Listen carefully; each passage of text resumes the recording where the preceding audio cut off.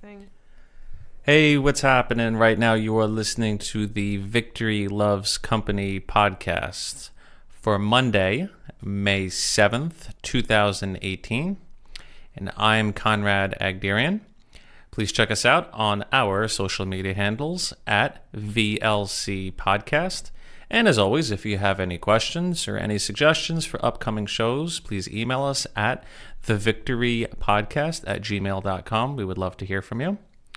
And my next guest is a official published author of her new debut book, The Letters in the Old House, which is available now at Amazon.com. A creative mind and a sweetheart, the lovely Gina, everybody. Thank you for having me on the show today. Hi, honey. Hello.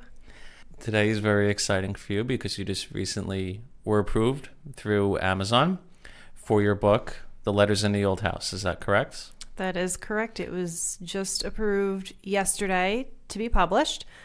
And by approved, I mean they approved the formatting and everything, not that they approved the story. Well, I speak for all of us when I say congratulations on your feat. Not everybody saw the sweat, blood, and tears that went into this book. But I do know that when I first met you in 2006, that this has been a lifelong dream of yours to be a published author. Yes. So on behalf of everyone, I want to say congratulations, and we all love you. Thank you very much. So why don't you tell us a little bit about where you got your inspiration from for this particular book, which is your first one, correct? It is my first book that I've actually finished. I've started other ones and never completed them. Oh, boy. But It's called The Letters in the Old House. yes. And you got your inspiration from where? Well, The Letters in the Old House takes place at the Jersey Shore, or down the Jersey Shore, I should say. I got my inspiration really from all of the time I've spent down the shore over the years. I would, as a kid, I would go down with family friends of ours, and then my parents eventually started renting for the week, a condo or whatever, a house down there. And then they eventually moved down there. So I'm pretty much down the shore a lot. And it was just really inspired by a lot of what I see, the vibe down there. And yeah, I mean, every time I go down there, it's always something different. The boardwalks down there are great opportunities to people watch. You can just get a lot of inspiration from the seaside boardwalk, let's put it that way. The story really revolves around a young woman named Penny. She's in her mid-20s who goes to live down the shore for the summer with her aunt and uncle, since she's a teacher, so she has the summer off, and she's working in their cafe. She starts seeing these letters randomly appearing, but they're love letters, and they're not to her, they're between two people, and she tries to figure out who wrote the letters, what happened to the people. So she starts unraveling that mystery, and she deals with some other stuff along the way. It's kind of a coming of age story, but it's a really great beach read. It's a great book to take if you are going to the beach, you're going down the shore, you're going to be at the pool or the lake for the day. It's a fast read. It's a fun read. It's not something that you're going to have to sit there and reread the same page 10 times. So it really came out, I think, at the perfect time. I completed and got this published at the perfect time for Memorial Day weekend, which is coming up soon. It'll definitely be a great book for the summer that you're going to want to dig into, and I'm really proud of it. I'm really excited about it, and I hope everybody loves it. Good. Do you have any favorite authors? Yeah, I do. My favorite author is Sarah Addison Allen. She writes a lot of Southern fiction, ironically. She writes about North Carolina specifically, and I don't know, there's just something about her books that I absolutely love. So she's my absolute favorite author, and I've read every single one of her books. I own almost all of her books, and she's a really great author with some really beautiful stories, and she's worth checking out. Did you get any inspiration from her when writing? A little bit, yes. She does what I guess she would call probably magical realism, where it's a real story with some magic, but you're supposed to suspend disbelief and accept the magic as reality. And there's a little bit of that in this story, where with the letters where they're appearing out of nowhere, and you really have to suspend your disbelief for that. But yeah, absolutely. And she just writes great stories, in my opinion, that are really uplifting, and you feel good at the end of reading them. Well, we touched upon your inspiration for writing the book. Let me ask you about your motivation. What motivates you to become an indie author? It's always been a passion of mine. I've always loved to read. I've always loved to write. I think my passion for writing actually stems from my passion for reading. As a child, I was a very unusual child. I would ask my parents to take me to Barnes & Noble to buy me books instead of taking me to Toys R Us to buy me toys. Rest in peace, Toys R Us. Rest in peace. May it rest in peace. So that was really just a big part of my childhood, was reading. And my love of reading turned into a desire to write and someday write my own book. Tell me about the writing process and the way you brainstorm story ideas. Well, this particular book, I had an idea for it, the different types of characters that I wanted. First and foremost, if you're going to write something, you have to create an outline. If the outline doesn't, if you don't create an outline, the story is not going to be cohesive.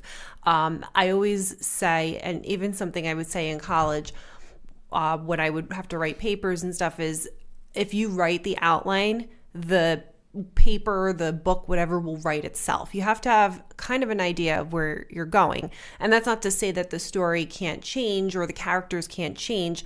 You really just have to have at least an idea and make that basic outline. And then once you start going back and revising, you can say, all right, this definitely doesn't work, or this character really wouldn't do that, or this character should say this instead of say that. One of my major things is I find myself sometimes using the same words over and over. Like, there are certain words I found I was using a lot, and that's when thesaurus.com came in really handy, because I said, all right, what's another word for gazed? I can't say gazed again. I have to say looked at or stared at or whatever. So, well, you tend to use words that you use in everyday vocabulary, no? Yes and no. A lot of what I write, and in this book, if you know me, it doesn't sound like how I would speak, because I'm not speaking. It's the character that's speaking. It is written in this particular book is written in the first person. My major piece of advice is, for anybody writing anything, is to always create an outline, and the rest of your document will write itself. When you develop characters for your story, right? Do you know who they are before you start writing, or is it something that you let them develop as you go along? The main characters, I had a basic idea of who they were going to be. I knew who I wanted Penny, who's the main character. I knew what kind of person I wanted her to be. I also knew what kind of person I wanted her aunt to be, because her aunt is a major part of the story too. And there were a couple other characters I had ideas of, but then the secondary and tertiary characters, you know that you need them. They're a certain type of character. And as I went through writing and got deeper and deeper into the story, that's when they started to kind of come to life. And you could always change it. If something doesn't work, you don't have to stick to what you originally were going to do. As far back as when we first met, I always knew that you were very well-versed in literature. You had a very extensive vocabulary, and I knew you were smart, and I knew you were the one, sweetheart. Aw, thank you. The second I saw you, and then you spoke, and then that was the end of that. But is being a writer and having this creative mindset, would you consider it a gift or a curse? I think it's both, because the wheels are always turning in my head. When you love to write, you don't stop thinking about it even when you're not doing it. Like you'll start thinking about if you're in the middle of writing something and you're at work or you're out to dinner or something, like I'll catch myself thinking, oh, that doesn't really work. When I get home, I have to change that. Or, that part really sounded good, but maybe it should be moved to a different part in the story or different place in the story. Your mind doesn't shut off, I think. And I don't know, maybe sometimes people will look at your stories and say like, oh, you used me as inspiration. And it's like, no, I didn't. I created these people. It's just the coincidence. Yeah. It really is. And these people were all created from my imagination. So your mind is always on record mode, basically. Yeah. And then you kind of just filter out the good stuff, the stuff that's salient, and put that into your stories, I'm assuming. Right. And that's not to say that pieces of my life haven't inspired certain parts of this book, or maybe I've seen or heard things that went into this book, but it comes from my brain. But like I said, my brain just never really shuts off, which is a blessing and a curse. What do you find to be, if anything, particularly challenging in your writing? I think sometimes the tough part for me is actually getting the motivation to sit and write. Like sometimes you just don't have anything in there in your cup to pour from, if that makes sense. Like I'll sit there in front of my laptop and go, okay, now what am I supposed to write? So sometimes just forcing myself to sit there and kind of bribing myself like, okay, you just do one page and then that's it. And then sometimes once you get going and once you get rolling, that one page turns into 2 pages, and it snowballs. Right. And then before you know it, you have a chapter. So I think that's a big challenge for a lot of writers, is sometimes just getting the motivation to actually write. Even though you love to write, when you don't have anything in there, you're kind of stuck, or you have writer's block. The only way to get past writer's block is to just keep writing.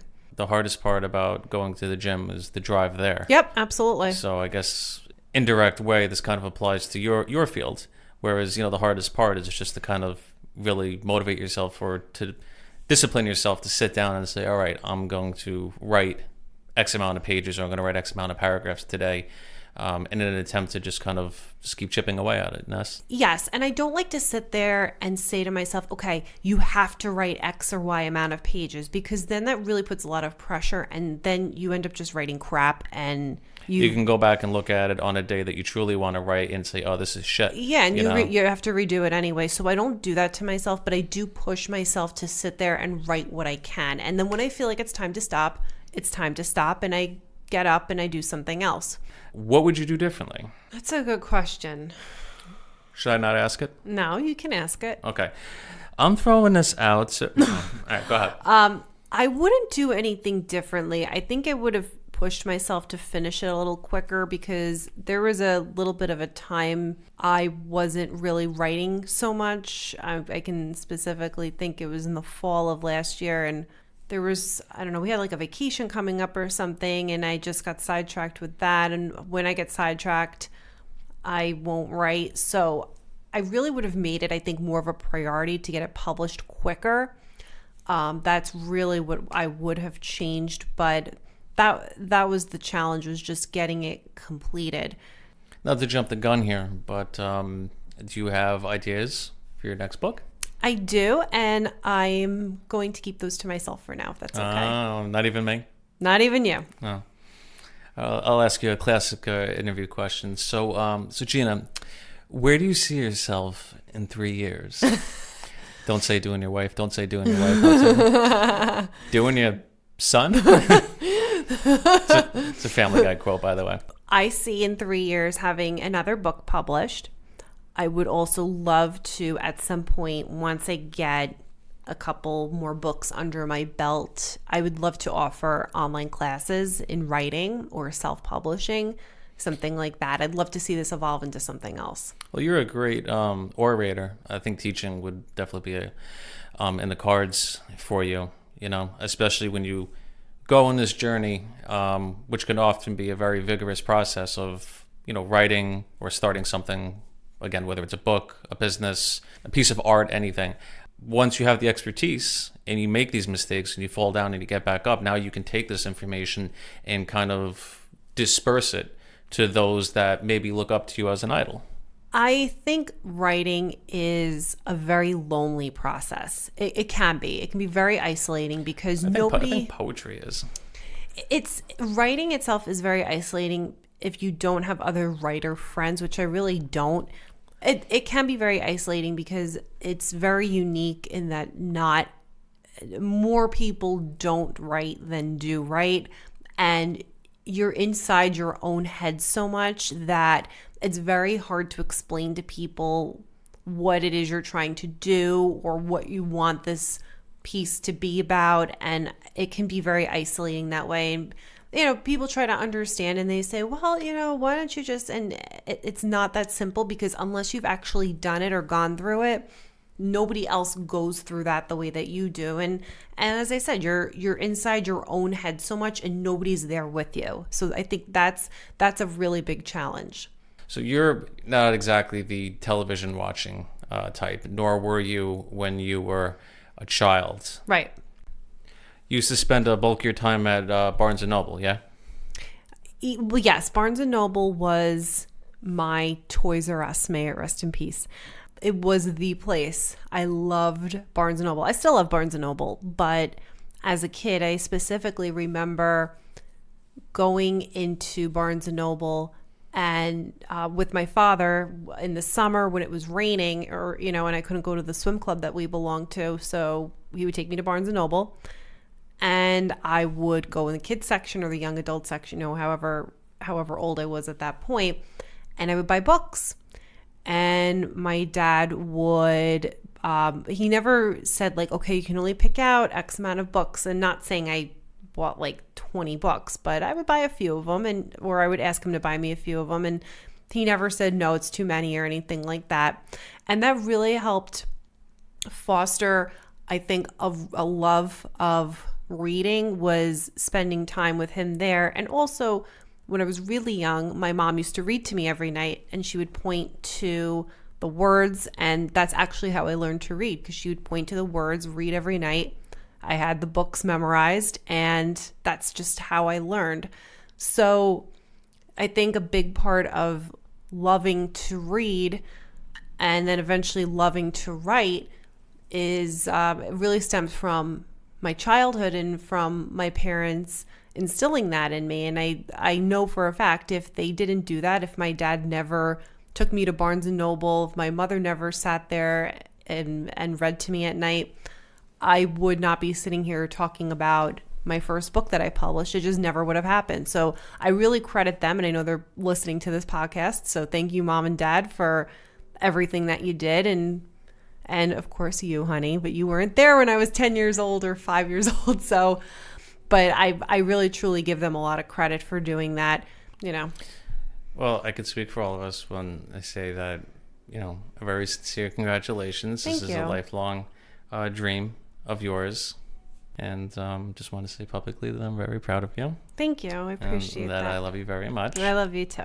And I honestly wouldn't have gotten this far if it weren't for you, being so supportive and putting, instilling faith in me and really just being super, super supportive. And, my mother and father as well, my friends, everybody was really cheering for me and rooting for me. And it's a nice feeling. And that doesn't go unnoticed. I don't forget the people who helped, give me a lift up to the top. They give you the lift, but you're the one that ultimately made the climb. So it's not easy to do what you did and to get where you are. And if it was, everybody would do it. And clearly they don't. It takes a certain type of person and a certain type of aggression and ambition to some extent. So it's The Letters in the Old House. Yes. Available on Amazon.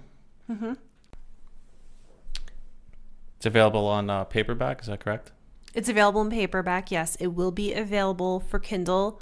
It is available paperback, $12.99. Get it for your summer days lounging by the beach, lake, pool, or in your backyard. The Letters in the Old House by Gina Agderian. Sweetheart, thank you for coming on. It was, as usual, a pleasure having you here. Thank you. It was a pleasure being here. I enjoyed it. Did you really? Yes. You're just saying that because you have to, right? No, I'm not just saying that because I have to. I truly mean it. I appreciate you having me on today. All right, everyone. Well, you heard it here first. The Letters in the Old House, available on paperback on Amazon.com. You just type that in, and there it is. Makes a great beach read, a great Mother's Day present, or just treat yourself to a good read. And I think that should do it for this episode of Victory Loves Company. I'm Conrad Agderian, and I'll talk at you on Monday.